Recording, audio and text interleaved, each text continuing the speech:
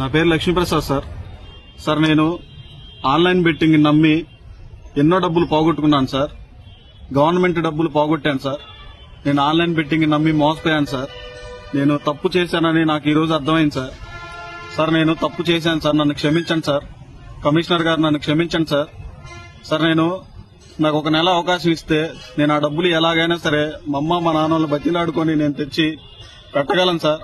నాకు ఒక అవకాశం ఇవ్వండి సార్. ఈ రోజు నేను చేసిన తప్పు వల్ల నా భార్య పిల్లలు మేమంతా రోడ్డు మీద పడి ఉన్నాం సార్. పిల్లలు 2 రోజుల నుంచి ఏం తినలేదు సార్.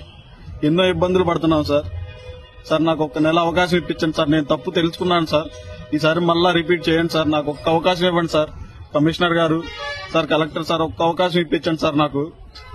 సార్ నేను ఒక నెల నాకు సమయం ఇస్తే నేను ఆ డబ్బులు మొత్తం రిటర్న్ చేస్తాను సార్. రెండోసారి జరగదు సార్ ఈ తప్పు.